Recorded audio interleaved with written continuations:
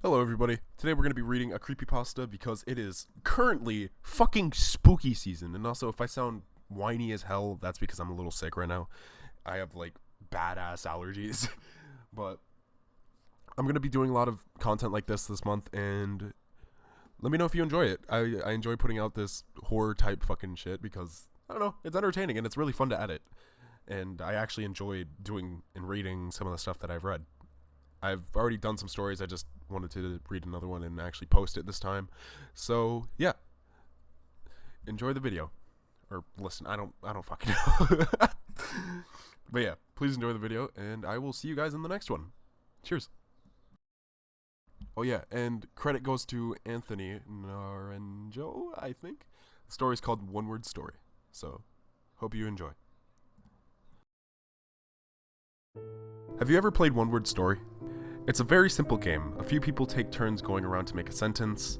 Each person adds one word until the sentence is complete, then someone says period and it's read back. It's actually pretty fun if you play with the right people, but I'm pretty antisocial and only have one or two friends. They don't like the game as much as I do, so I use a random chat website to play with strangers. It's completely anonymous, so my identity is supposed to be safe. Anyway, it was a late afternoon on a Saturday, and I was in the middle of a game when my apartment completely went dark. It was probably caused by the weird heat. All week, other tenants in my building had complained about the power cutting short around this.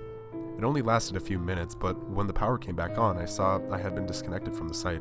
When I tried to re-enter, I couldn't. It kept crashing or something, and I kept getting disconnected. I'm easily bored, and was a little more than pissed that I hadn't finished my game. So, I took to Google and searched chat room anonymous, one word story.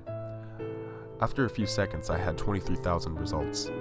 I scrolled down the page and tried a few sites out, but either the players weren't very good or I was led to an anonymous sex chat site. It wasn't until the third page of results that I found something interesting. Microfiction.com. I clicked the heading and entered the site. Then I logged in as a guest. I was surprised to see how dedicated the site was to an overall simple game. Mystery, parody, anime, music, cartoons, horror, film, superstition, and superhero were just a few of the categories that people could use to play one word story. For no particular reason, I went to mystery first and played a few short games. Then I went to horror, then to music, and to a few others. Eventually, I went to take a bathroom break, and made sure to bookmark the site so I could visit in the future. The site was pretty well managed under each main heading. For example, horror, there were subheadings. These were games being hosted by members. Some games only had a few people in them, others had 30 or 40. Some were open to anyone. Others were private games that you could only get into if you had a password that the host had sent you. I played for a few hours, really enjoying myself because everyone here took the game just seriously enough to make each sentence interesting, and also had enough fun to make the whole story funny to read out loud, while still making sense. It was 10 now, and 10:30 was my self-imposed bedtime, so I resigned to play one more game before going to sleep. Going to mystery for the last time that night. I found a private game. Being a guest on the site, I couldn't message the person to ask to join, and I would have kept looking for a public game except that the page froze. I refreshed it and saw that the game had been changed to public with room for one person. I thought about that one-on-one game of one word story, and I felt excited at the possibility that this guy would just be as good as I was, and we could create something really unique. So I joined. The host username was Doppelganger1221. He went first. I appeared on the screen almost instantly. I was impressed with this guy's bravery, as using I in the game usually led to embarrassing sentences in the long run, so I rewarded him with a simple enough word that would keep the sentence going. See. He responded almost immediately with you. This was honestly a very amateur tactic. It would make the game harder to finish, and the unsettling approach was never enough to make me quit. I decided to humor him, though, and typed through. His response, your. I thought about where this sentence was going, and I noticed that my living room window was still open from the afternoon. I typed window. His response was a period, signaling the end of the sentence. I see you through your window. I chuckled to myself, realizing this guy was a creep, a player who tries to make unsettling or disturbing sentences to scare his opponents into leaving the game. Probably had a friend with him, and they were thinking up ways to scare me.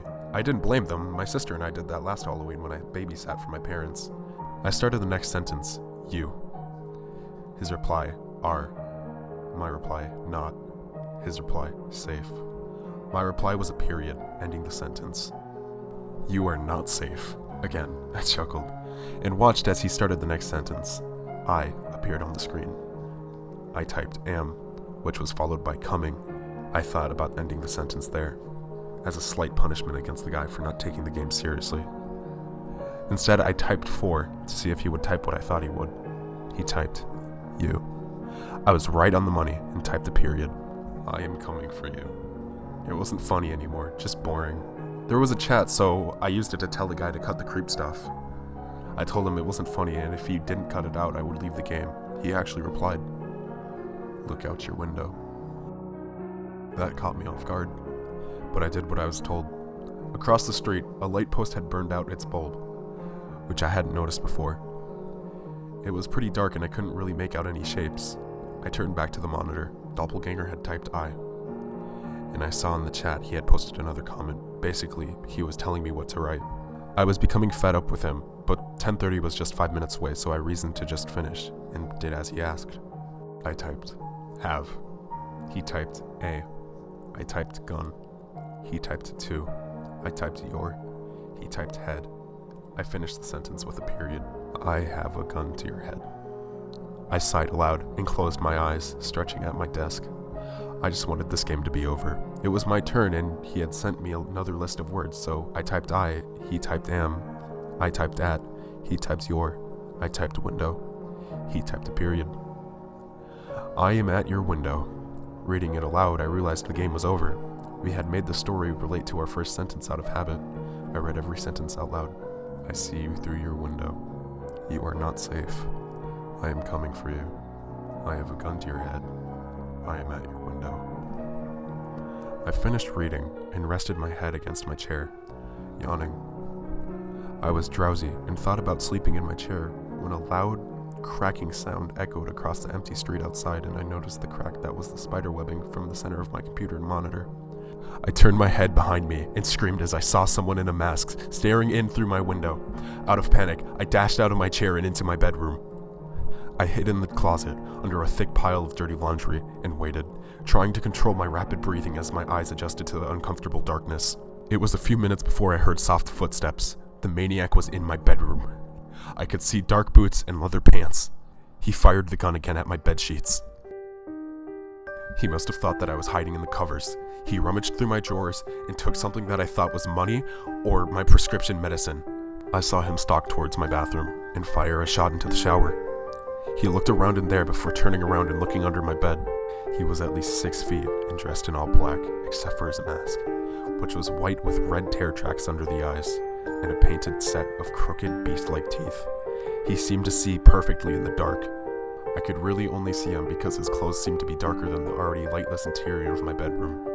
After what felt like hours, he stood up and walked out of my room. I stayed in my closet all night, eventually falling asleep, covered in my unclean socks and underwear. I smelled horrible in the morning, and the first thing I did was take a shower. As I did, I stepped on the bullet that had torn a hole in my shower curtains. Afterwards, I called the police, who told me to come down to the station. I got ready to go but couldn't find my keys anywhere. While looking through the drawers of my desk, I complained internally about my monitor being busted. I could still see the site, the chat room, and the game, and took a picture of it with my phone for the police. Now, in the kitchen looking for my keys, it hit me that I had kept them in my dresser drawer, and ran into my room to see that what the psycho had taken was my keys. I groaned, and was about to call my buddy for a ride when I accidentally opened my photo gallery. I was very annoyed with myself until I took another look at the picture that I had taken. Something was different in the picture than I had remembered from last night. There was a new line in the chat, a single word, a simple question. A word I had used so many times over the words after a game was over. I never thought that this word would send more shivers down my spine, nor turn my blood to ice in my veins. Rematch.